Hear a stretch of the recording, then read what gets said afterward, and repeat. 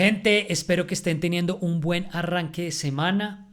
Es lunes y vamos a mirar rápido, al punto, las entrevistas que salieron anoche, domingo, en Noticias RCN con Paloma Valencia y Gustavo Bolívar.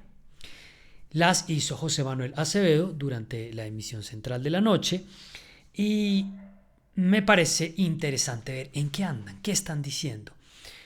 Importante también porque a medida que avanza la carrera presidencial se han ido reduciendo el número de candidatos y de candidatas que las encuestadoras están midiendo. Esto le ha servido a Gustavo Bolívar, que ha aumentado cerca de 10 puntos alrededor del bloque de candidatos del Pacto Histórico de la izquierda, y en realidad en el caso de Paloma Valencia un poco menos. Ese frente lo sigue liderando Vicky Ávila, el de la derecha, seguida pues por Germán Vargas Lleras, está también ahí María Fernanda Cabal y por ahí después aparece Paloma Valencia. Ambas entrevistas duran alrededor de unos 20 minutos largos, las vamos a poner un poquito más rápido para que nos rinda. Si está muy tenaz, pues la adelantamos. No las he visto, no tengo ni idea de qué van a hablar, pero pues estamos entrando en la semana posterior al hundimiento de la consulta popular, mientras el gobierno dice que la va a volver a presentar, mientras está la oposición pues afincándose en que no van a aceptar ningún tipo de consulta y que tienen que sacar adelante la reforma laboral. Se fue además Gustavo Bolívar del gobierno en malos términos, en términos tristes para él, pues porque Petro no lo ama, y dijo Gustavo Bolívar algo así como: el amor es desinteresado o no es amor. Vamos a empezar con Paloma Valencia, que habló primero en la edición. Nos fuimos, gente, inmediatamente ya a ver qué fue lo que pasó. Hablemos con Paloma Valencia y con Gustavo Bolívar a ver qué se cuentan. Caminen con nosotros.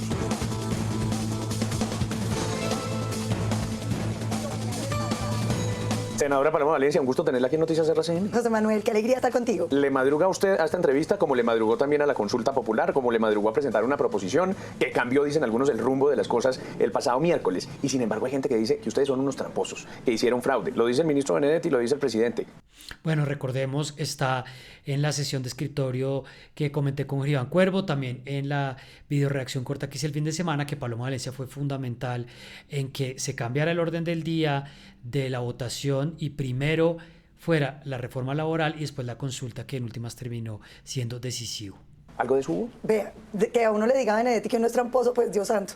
No, lo que hubo fue estrategia, porque en la política usted no puede llegar a confrontar los problemas de un país sin haber pensado hacia dónde vamos a llegar. Ahí lo que era claro es que había que detener la consulta popular. José, uno no puede permitir que un gobierno decida usar las figuras de consulta popular para rechazar las decisiones de otro poder.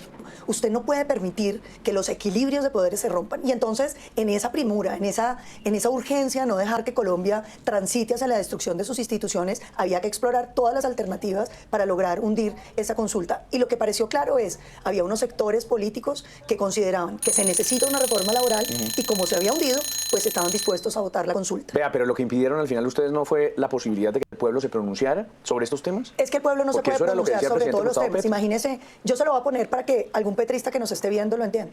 Cuando el presidente Uribe le dice a la Corte Constitucional: presidente, usted no puede ser reelegido por segunda vez. ¿Qué tal que le hubiera dicho? No, yo llevo esto a una figura de referendo para que el pueblo decida si me reelige o no. Ah, no, pero ganas no le faltaron al querido amigo. Si ahí tuvimos la teoría del estado de opinión. La Corte Constitucional siempre será responsable de haber rescatado, porque eso iba por lo menos a darle cuerda en ese momento el señor presidente Uribe.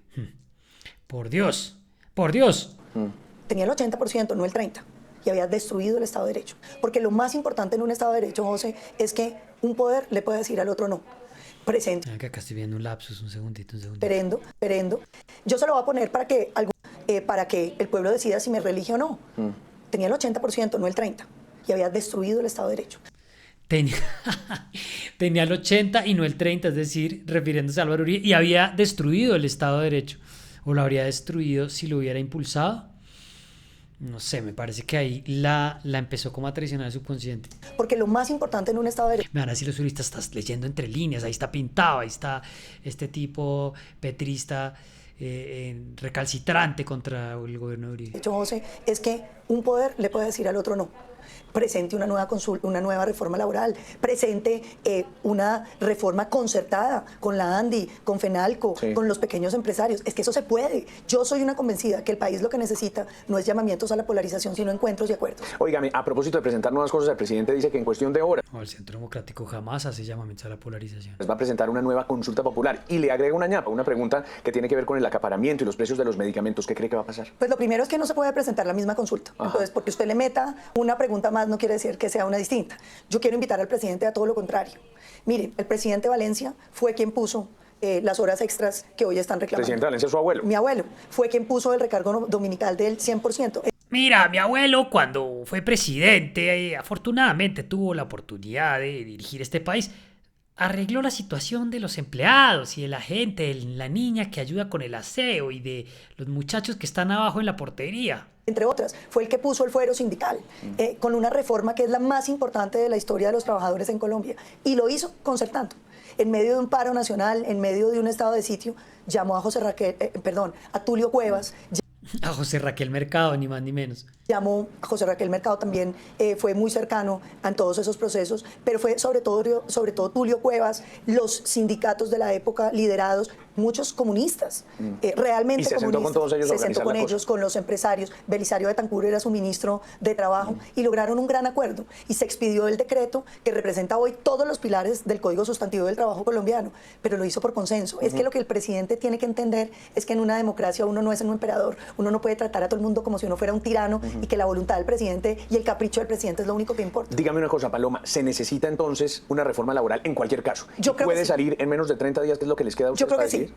Y yo creo que esta es una prueba que tiene el país para mostrar que hay unidad, que somos capaces de hacer las cosas. Mire, yo siento que los colombianos, yo estoy cansada. Estoy cansada de esta peleadera, estoy cansada de que nada se haga, de que esto es una cosa para allá, otra para acá y al final no se hace nada. Yo creo que el país tiene que mostrarle a Petro, tiene que mostrarle a los ciudadanos que somos capaces de acuerdos. Puede que no sea la reforma laboral perfecta. Definitivamente no será la del gobierno la que él quiere, pero podemos llegar a unos acuerdos. Mire, yo veo consenso en muchos temas. Por ejemplo, la seguridad social para las plataformas. Eso es una necesidad de este país. ¿Por qué no incluir cosas, por ejemplo, para que la gente que está envejeciendo como un país que no va a crecer? No, pues no es la seguridad social para las plataformas, la seguridad social para los trabajadores de las plataformas. No se tenga que retirar a los 62 años, que se pueda quedar hasta los 67, si quiere, porque mucha ciudadanía hoy a los 62 se siente joven y dice yo quiero seguir trabajando y lo sacan del trabajo. Todo lo que se llama el desarrollo de la economía silver, la economía del envejecimiento, podemos meter cosas para los informales. La economía silver, ¿ustedes sabían que eso se llamaba así? Me acabo de enterar. José, ¿qué le parecería a usted que generemos la posibilidad de un ahorro pensional semanal para los informales? Todo eso está buenísimo, pero ¿hay tiempo, Paloma? Sí, hay tiempo. Es que para los acuerdos no se necesita mucho tiempo, se necesita decisión, determinación.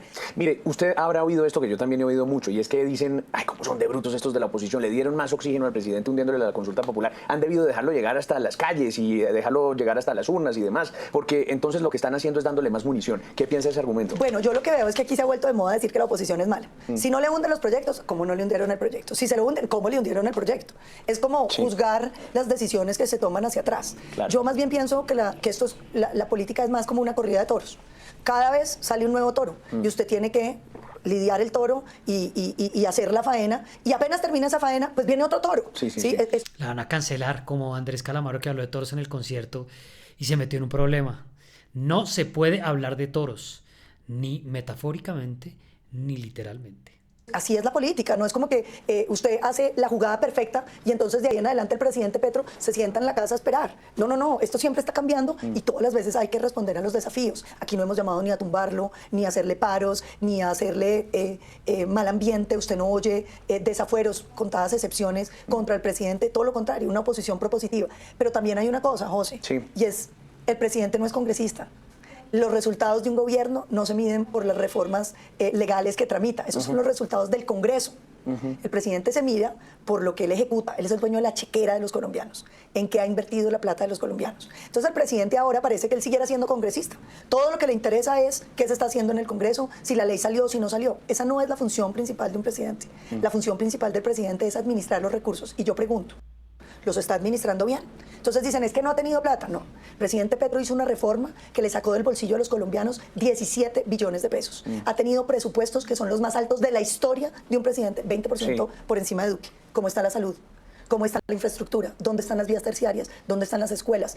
¿Cómo están los hospitales? ¿Cómo está la seguridad? En eso es que hay que medir al presidente. Midan al Congreso por las reformas y midan al presidente por lo que le toca a él. Mire una cosa, Paloma Valencia, oyéndola, algunas personas que simpatizan con usted dirán, ¿cómo es de buena Paloma? ¿Por qué no mejor, en vez de desgastarse en una campaña presidencial en la que tal vez no tenga tantas opciones, se queda en el Senado de la República? ¿Le ha pasado que le dicen eso? Algunas personas, tal vez como yo, como nosotros en RCN, nos gusta mucho Paloma. A propósito, he querido hablar con José Manuel Acevedo en Charlas con Charlie. Vamos a ver si lo logro más pronto que tarde. ¿Sabe qué me dice la gente? Paloma, tú eres la mejor, pero es que te falta apoyo. Yo les digo, pues apóyame, porque tenemos que conformarnos con presidentes malos. Mire, ¿sabe con quién me va a echar un cafecito ahorita después de usted? ¿Con quién? Con Gustavo Bolívar. Wow. Está punteando en muchas encuestas. Es un líder de izquierda importante, significativo, recién renunciado. ¿Usted lo ve como un gallo fuerte en las elecciones presidenciales? Yo lo veo como buen candidato. Porque es que la gente que hace escándalo, que dice cosas terribles, que genera estupor en las redes sociales, pues gana muchos adeptos. Vamos a ver esto otra vez, pero es la descripción sobre cualquier candidatura del Centro Democrático. Entonces, ¿usted lo ve como un gallo fuerte en las elecciones presidenciales? Paloma, ¿usted cree que, por ejemplo, María Fernanda Cabal, Miguel Uribe o usted podrían ser buenas candidatas presidenciales, como en efecto tienen interés de hacerlo? Más bien, Paloma, ¿tiene usted interés de hacer parte del ramillete de candidatos presidenciales? ¿Cree que sería buena candidata? Yo lo veo como buen candidato, porque es que la gente que hace escándalo, que dice cosas terribles, que genera estupor en las redes sociales, pues gana muchos adeptos. Y por eso le digo a los colombianos, no elijan buenos candidatos, elijan buenos presidentes. Buenos presidentes son personas capaces de producir resultados. Pero no estamos montados en una bicicleta estática y por más que pedaleamos no llegamos. Yo creo que es el momento de echarnos la bicicleta estática al hombro y salir a construir ese futuro. Y nos une a todos. Sí. A los de izquierda, a los de derecha, a los sin partido. Yo me imagino que aquí habrá un petrista que dice, ¿qué tal que nos une? ¿Yo qué puedo tener en común con Paloma Valencia? Y yo le voy a contar que tiene mucho más, porque yo soy una colombiana que se quiere quedar viviendo en Colombia y quiere que mi hija viva en Colombia, como usted quiere que sus hijos vivan aquí, y queremos una Colombia segura, una Colombia con oportunidad. Momento de mirar a la cámara. Una Colombia donde las mujeres no sean víctimas de violencia, de abandono, de pobreza. Paloma, la última. Yo friego mucho con el tema de los diálogos improbables, de las conversaciones difíciles, porque yo genuinamente creo que líderes como ustedes tienen que darnos un ejemplo a los colombianos y sentarse a hablar con distintos. Y en sus intervenciones hoy me alegra mucho oírle hablar de consensos y de la posibilidad de hacer acuerdos sobre temas fundamentales. Y estuve hace unos meses con Francia Márquez, con la vicepresidenta, y le recordé que usted hablaba bien de ella en su momento también. Y Francia dijo, yo estoy lista para reunirme o con la Cabal o con Paloma Valencia. ¿Qué le dice hoy a la vicepresidenta? Por supuesto que sí.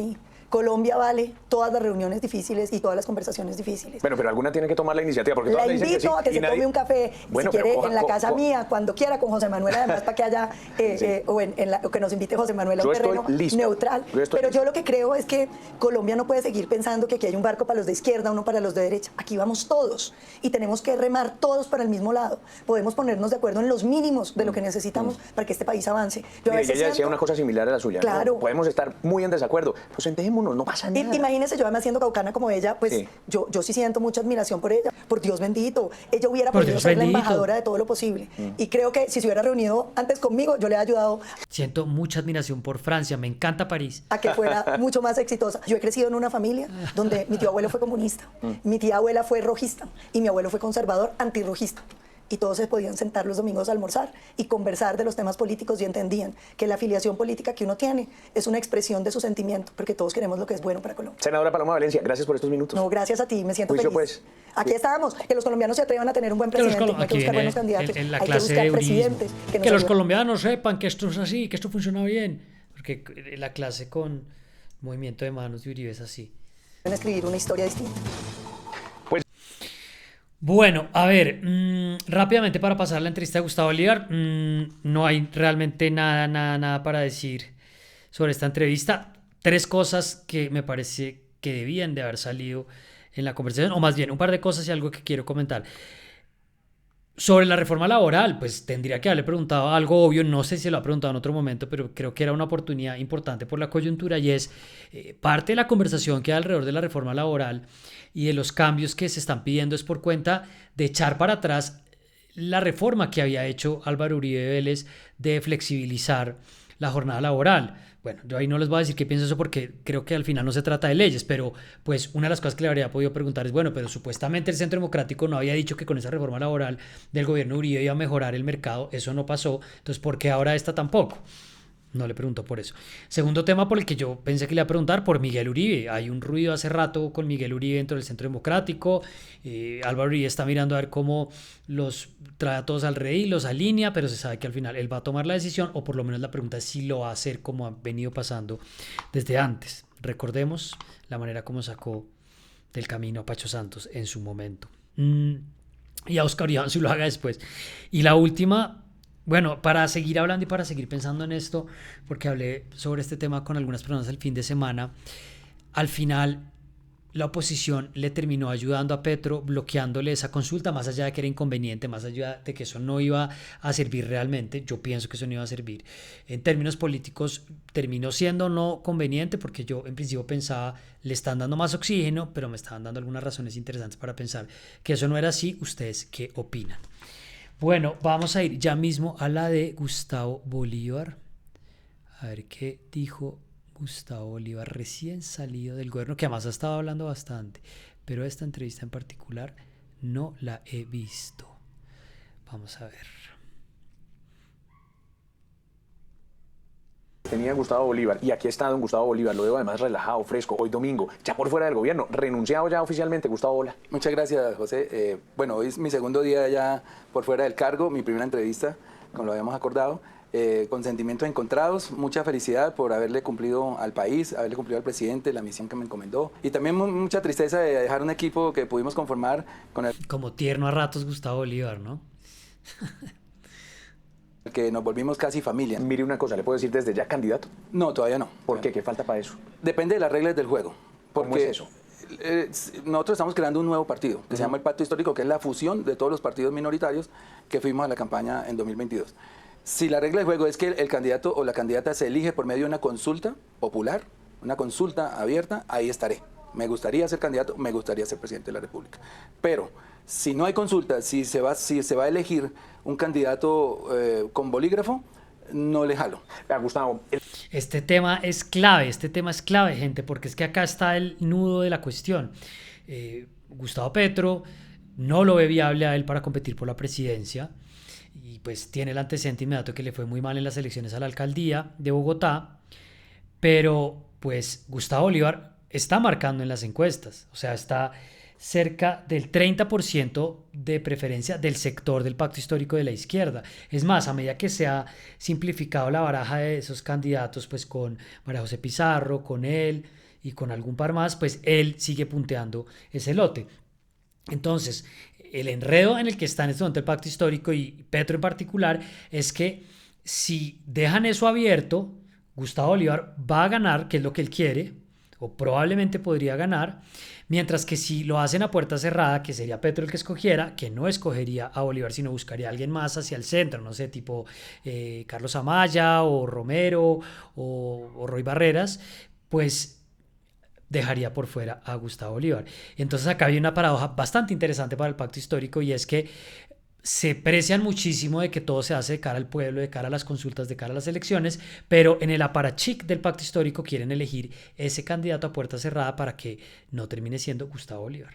El presidente de la República lo regaña en los consejos de ministros. Sale Armando Benedetti y dice necesitamos un candidato de consensos que no es Gustavo Bolívar. Se va Tibo el presidente y dice no, este señor ya no habla porque este señor no hace parte del gobierno. Y usted dice que sigue amando al presidente. Algunos dirían, eso no es amor, eso es pendejada. Me parece hasta triste que las personas que le hemos apostado a la decencia en la política, a la transparencia, a actuar sin robar, no quepamos en la política, nos hacen a un lado. Usted no sirve, ¿por qué? No, porque usted no hace acuerdos, porque usted no llega, no hace las componentes que hay que hacer para ganar, que yo las entiendo.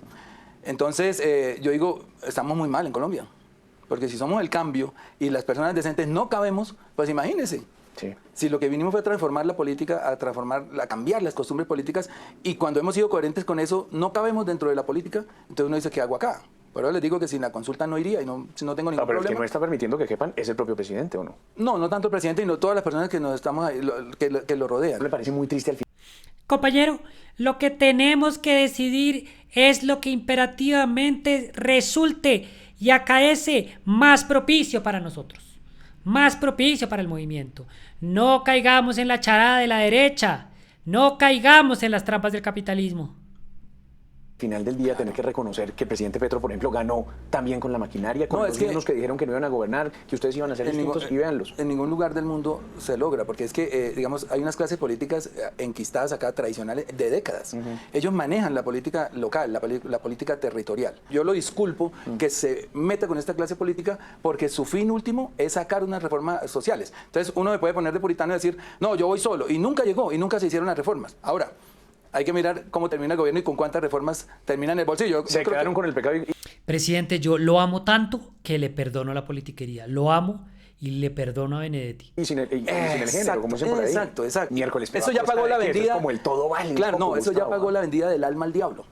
Que es lo que le tocó a ese Eso ya presidente porque pagó la su vendida lucha del es alma al diablo. la justicia social. Hoy el camino debería ser para la reforma laboral insistir efectivamente en el Congreso de la República, a ver si esta vez sí pasa, y dejar de lado de pronto ese cuento de la consulta popular. Hay tres caminos ahorita. Ajá. Uno, que para mí es una manzana envenenada, que es que ahora los congresistas sí les dio por discutir la reforma que hace 2 meses sepultaron sin ni siquiera mirarla. Y eso lo hacen porque saben que los tiempos son muy cortos y que de aquí al 20 de junio no se va a lograr. Esa es una. El segundo, volver a presentar la reforma, pero se puede hacer por 2 vías. Por la vía del Ejecutivo, que el presidente vuelva y la presente, y vuelven y se la nieguen, o que el pueblo la presente. Yo hice esa propuesta hace unos días. Que la gente recoja la firma, porque la consulta popular se puede presentar por esas 2 vías, o Ejecutivo o Popular. La gente recoja las firmas, 5 o 6 millones de votos, yo diría, de firmas, yo diría que 10 millones, y la presente sobradamente al Congreso, a ver si el Congreso vuelve, ya siendo de naturaleza popular la convocatoria, a ver si se la vuelve a negar al pueblo. Claro, Ahí sí faltaría ya- mucho tiempo para que llegáramos a ese momento. Eso se demora porque esa recolección de las firmas por lo menos se demoraría 3 meses. Y otro mes el Congreso decidiendo, pero se alcanzaría a hacer. Es que no importa si en este gobierno o en el otro, sino que se apruebe. Gustavo Bolívar, si usted fuera presidente de Colombia, ¿qué haría diferente a lo que ha hecho Gustavo Petro? Varias cosas. yo prometí hoy que no iba a salir a hablar mal de mi presidente porque con él solo tengo agradecimiento. Y no voy a hacer lo que han hecho otros ministros y exfuncionarios de salir a hablar mal de un gobierno que les dio la oportunidad. Me parece eso de quinta. Pero sí hay cosas que uno puede cambiar. Vamos a ver cómo evoluciona eso, querido Gustavo Bolívar. Primero me rodearía mejor. Mi círculo cercano sería diferente. No voy a decir si mejor o peor, pero Porque el diferente. presidente no le gusta definitivamente a usted. El que tuvo al comienzo, no, nefasto, o sea. O sea, Laura Sarabia, no. Sí, no. Armando Benedetti, tampoco. Los Benedetti son buenos en la política, allá en el Congreso. Carlos Ramón González. Tampoco, no. No, o sea, yo Se rodearía distinto. de personas probadamente decentes. Lo primero. Y lo Probadamente decentes. segundo. Porque es que en el computador de Palacio hay más de 3.000 o 4.000 cargos. Y si tú pones una persona decente a manejar ese computador, va a buscar personas decentes. Si la persona que tiene el computador en su mano no es decente o tiene ambiciones, no va a encontrar personas, no va a buscar personas decentes, sino personas funcionales a sus intereses. Y eso yo no lo haría. Lo segundo, no desperdiciaría tanto tiempo con un Congreso en contra. Porque además usted sabe que los congresistas piden. Eso no es que voy a votar porque es que me nace la justicia social. Puros negociantes de la política. No le gasto al Congreso ese tiempo. Además, gobierno, el Congreso aquí y Gustavo Bolívar con su equipo aquí para lo que nos necesitemos sin transar. Mire una cosa, Gustavo, la gente también tiene la impresión de que usted es demasiado radical, que es de esa izquierda recalcitrante. ¿Sería dialogante? ¿Sería convocante? ¿Con quiénes hablaría? Es que ahí es donde la gente se equivoca. Yo soy radical es contra la corrupción. Mira, lo que me he dado cuenta que No, pues radicalísimo. Se notó estando en el gobierno de Petro en todos esos frentes. que todo el mundo roba. Todo el mundo tiene una agenda, todo el mundo quiere hacer un negocio, todo el mundo quiere hacer un lobby a ver cuánto le pagan. Y con eso sí soy radical, pero para hacer acuerdos no soy radical. Por ejemplo, con los empresarios de este país, ¿usted hablaría? Primeramente, Ajá. desde la campaña hablaría con ellos, porque yo soy empresario. Yo sé lo que es ir a sobregirarse para pagar una nómina. Yo sé las angustias de los empresarios. Entonces, cuando me preguntas qué cambiaría, Ahora me va a decir que es empresario, caray, cuando renegó desde Miami y quería sumarse a la revolución. el tono con los empresarios. Yo los convocaría a un acuerdo nacional, porque son el tejido empresarial e industrial de este país, para que miremos cómo entre todos, gobierno y empresas, sacamos adelante este país. ¿Qué quieren? ¿Y qué nos dan? Un gane-gana. Voy cerrando unas preguntas muy concretas. También a la gente le quedó la idea de que ustedes antifuerzas militares, antipolicía, pues es que les dijo cerdos a algunos de los policías en el marco de los paros. Y eso molesta mucho. ¿Cómo está hoy su percepción y su relación frente a esas fuerzas militares y de policía? Yo siempre he sido muy amigo de los policías y de los Le toca militares. empezar a hablar De hecho, mi papá maravillas. trabajó en el ejército, cosas que casi nadie sabe. Y el comandante del ejército, recién empezó el presidente Petro, me entregó la carpeta a mi papá, cuando trabajó en el ejército, más de 12 años. Los policías a los que les dije cerdos, acaban de violar a una niña en Popayán, eran 4. Y la niña se suicidó. Dejó una carta contando lo que había pasado y que gracias a ellos se suicidaba. Yo como padre de un adolescente en ese momento sentí mucha rabia. Y yo dije que eran cerdos. Y yo volvería hoy a decirle a unos policías que hagan lo mismo, que son unos cerdos. Mire, lo vamos a ver a usted haciendo campaña apalancada de una primera línea que sale a destrozar las estaciones de Transmilenio, a poner unos lazos donde la gente termina degollada caminando, transitando por el Portal de las Américas, como efectivamente pasó. ¿Esa va a ser la base con la que usted va a trabajar? No, mire, los jóvenes de primera línea, eso fue un estallido social. Un estallido quiere decir que es un globo que se va inflando. Estalló en el gobierno de Duque, había podido estallar en este. Yo lo que hice fue una vaqui para recogerles plata, para comprarles unos cascos y unas gafas, para que no les sacaran los ojos y no los mataran. Pero usted rechazaría Pero hoy nunca- formas de violencia de parte de quienes Siempre. protestan, que tienen el derecho a protestar, pero no violentamente. Siempre las he rechazado. 2 preguntas al cierre. Me decía usted, yo entro a una consulta siempre y cuando no haya bolígrafo, reglas claras de juego y sea amplia y abierta. ¿Con quiénes no quisiera verse en esa consulta o quiénes estarían poniéndole como trancas y trabas a usted para que esté ahí? Entonces hay que hacer alianzas con el centro, hay que hacer alianzas con un sector del santismo que ha estado presente en este gobierno. Se la pongo fácil. ¿Le gusta que Daniel Quintero esté ahí, en ese combo? Los que quieran entrar. Pero a usted, ¿le parece bien que Daniel Quintero Claro, comparta con él ustedes? tendría que entrar porque él quiere ser presidente. Roy Barreras. No, es que para allá iba.